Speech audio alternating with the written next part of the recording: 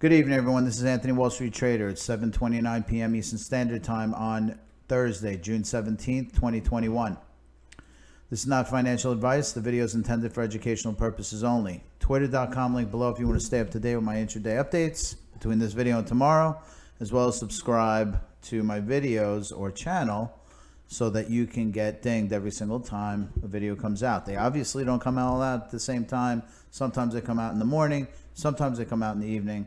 So anyway, click on that.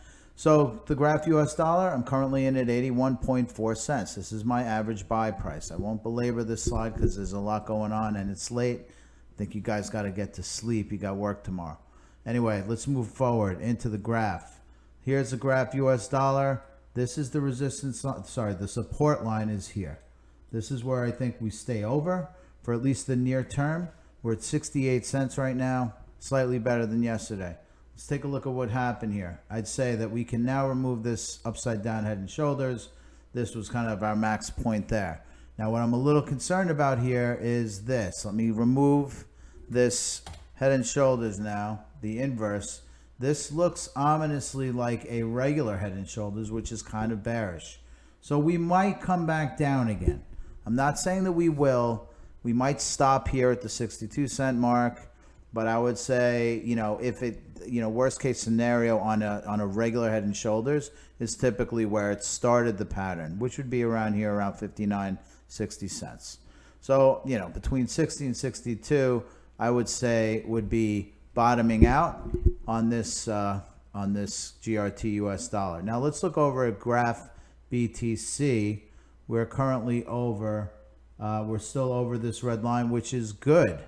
So let's see how this one plays out. I think, we could potentially rally back up. So, the head and shoulders pattern here might not play out. It's very wicky, so not quite sure what's going on here. However, that being said, we had a pretty phenomenal piece of press release yesterday from the Graph Network talking about a number of new D-apps coming live, which are all listed up here. There's so many I can't even, I wouldn't even want to run through all of them.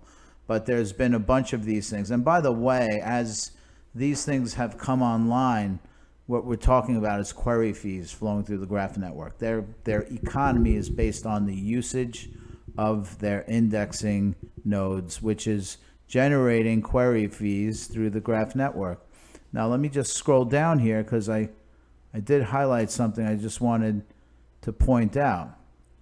The query volume on the Graph's hosted service has surpassed 20 billion queries since in April 2021. So that's a cumulative number of queries through the platform, which is pretty stellar.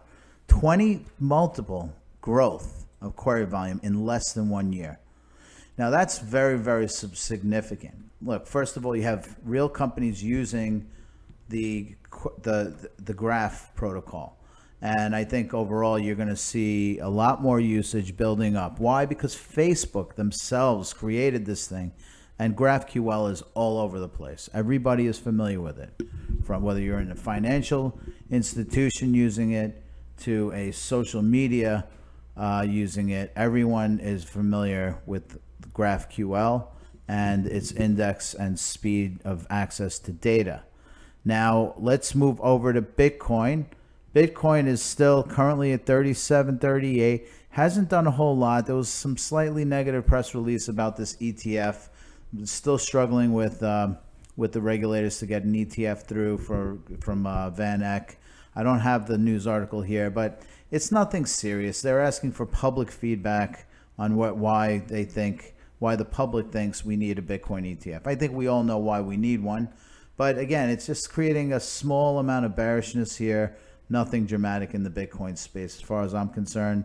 The World Bank / El Salvador news article around the World Bank not wanting to help out El Salvador. Let me tell you, that's just obnoxious talk. And quite frankly, who needs the World Bank anyway? So that's pretty much it. It's 7:33 p.m. The graph is at 68 cents. So let's see where this thing goes. Again, I think it's a good place if you do not own the graph. If it starts hitting the 62-cent range, I would be picking some up. You know, wet your beak on this one. Anyway, I'm out. Have a great night, everyone.